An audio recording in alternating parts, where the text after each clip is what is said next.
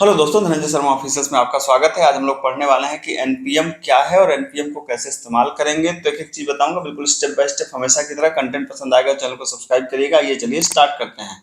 तो एनपीएम का full form होता है नोड पैकेज मैनेजर। ठीक है, जब भी आप नोड को इंस्टॉल करते हैं अपने सिस्टम में तो एनपीएम अपने आप ही इंस्टॉल हो जाता है आपके सिस्टम में, उसको अलग से इंस्टॉल करने की जरूरत नहीं पड़ती।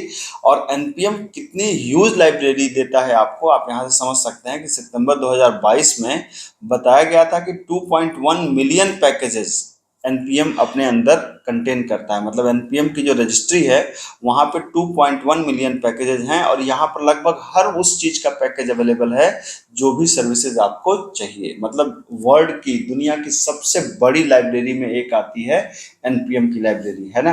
तो नोड पैकेज मैनेजर एक ओपन सोर्स एक तरीके का लाइब्रेरी है जिसमें लोग लगातार काम करते रहते हैं, कंट्रीब्यूट करते रहते हैं। तो एनपीएम इस वजह से खास हो जाती है। और ये क्या काम करती है, ये जो भी डिपेंडेंसीज होती है ना आपके नोड के प्रोजेक्ट के अंदर, उस प्रोजेक्ट को मैनेज करती है। कौन सी?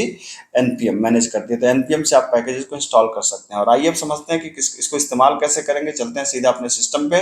और जैसे एनपीएम को अगर इस्तेमाल करना ना, तो आपको सिंपल क्या करना होगा कि आप विंडो ई प्रेस करिए।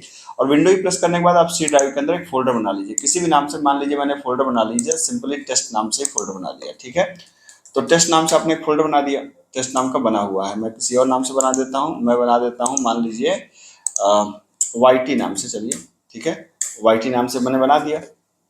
अब यहाँ पर जाकर के आप क्या प्रेस करिए, सीएमडी प्रेस करिए। और सीएमडी प्रेस करने के बाद यहाँ पर जाकर के आप उसको, सीएमडी एक बार ओपन हो जाए तो ओपन होने के बाद आप यहाँ पे प्रेस कर दीजिए कोड और डॉट, है ना। तो इसका मतलब ये है कि आप ये कहना चाह रहे हैं कि भाई उस फोल्डर को, ये साइट ट्रस्ट बोल दीजिए। और हमने उस फोल्डर को ओपन कर लिया। यहाँ पे जाके ओपन फोल्डर पे उस फोल्डर को ले लीजिए। क्या बनाया था आपने?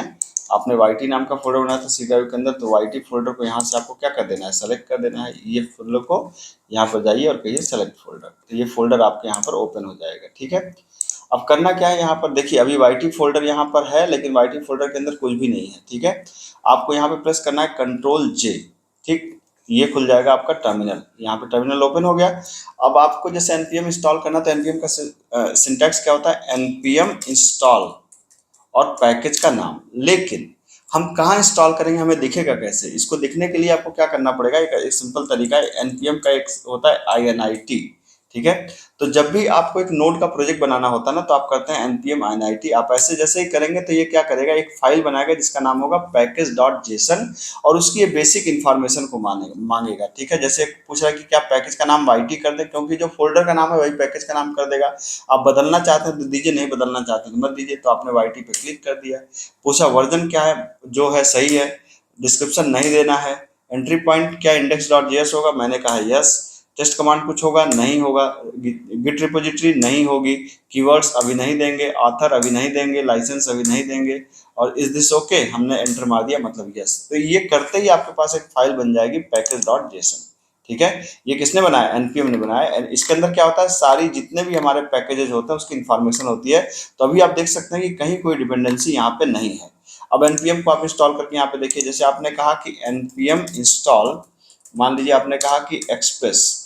ठीक है, यहाँ पे आपने कहा एक्सप्रेस। जैसे ही आप ये कमांड चलाएंगे तो npm इंस्टॉल और फिर पैकेज का नाम। तो यहाँ पे देख सकते हैं package.json के अंदर डिपेंडेंसीज में क्या आ गया, आप देख सकते हैं एक्सप्रेस आ गया। ठीक है, उसी तरीके से अगर आप कुछ और चाहते हैं, मान लीजिए मैंने कहा कि npm इंस्टॉल क्या EJS, मान लेते हैं for let's say an example. ठीक, तो EJS क्या आ गया, यहाँ पर आ गया आपका। आप देख सकते हैं कि यहाँ पे EJS की डिपेंडेंसी भी आपकी आ गई। ठीक, तो ये होता है। और एक और तरीका होता है, जैसे आपने कहा npm इंस्टॉल, अगर आप नहीं लिखना चाहते तो सिर्फ लिख दिए npm i। ठीक है, सिर्फ npm i भी लिख देंगे तो भी काम चल जाएगा। जैसे मान लीजिए मैं मांगो को इंस्टॉल करना चाहता हूँ, तो मैंने कहा npm इंस्टॉल मांगो db। ठीक, तो जैसे ही आप ये करेंगे तो देखिए सिंपल आई लिखते भी ये मांगो डीबी को इंस्टॉल करना चालू कर देगा। यहाँ पे डिपेंडेंसी में देखिए मांगो डीबी भी आपकी आ गई।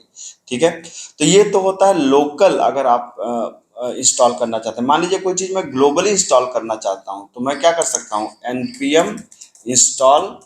ठीक है, और इंस्टॉल इंस्टॉल और -g, है ना, मतलब -g कर देंगे तो ये ग्लोबली इंस्टॉल हो जाएगा। और npm इंस्टॉल -g, और आपने मान लीजिए आपने कहा नोड मॉन। कोई भी पैकेज, जो पैकेज आपको पता होगा तो मैं बस ऐसे लिख दे रहा हूँ, ठीक है। तो इस पैकेज में ग्लोबली का मतलब क्या है, अब ये सिर्फ आपके पैकेज में नहीं इंस्टॉल हुआ, ये ग्लोबल मशीन पे इंस्टॉल हो गया, मतलब अब से ये सारे पैकेजेस में ये मतलब यूज होगा। तो ग्लोबली इंस्टॉल करना हो तो हम क्या लिखते हैं, -G, और लोकली इंस्टॉल करना हो तो हम लोग -G को नहीं लगाते, ठीक है। तो अगर किसी पैकेज को आपको अनइंस्टॉल करना हो तो भी आप कर सकते हैं, जैसे आपने कहा npm अनइंस्टॉल, इंस्टॉल स्पेलिंग याद रखिएगा, अनइंस्टॉल, आपने पैकेज का नाम मान लीजिए MongoDB को मुझे अनइंस्टॉल करना है, तो जैसे ही आप एंटर मारेंगे आप यहाँ पे देख सकते हैं कि यहाँ से MongoDB गायब हो गया। तो इस तरीके से आप किसी भी पैकेज को इंस्टॉल भी कर सकते हैं और किसी भी पैकेज को आप अनइंस्टॉल भी कर सकते हैं। मेरे ख्याल से इतनी जानकारी आपको पसंद आई होगी, जानकारी पसंद आई होगी तो चैनल को सब्सक्राइब करिए। मिलता हूँ, थैंक यू सो मच।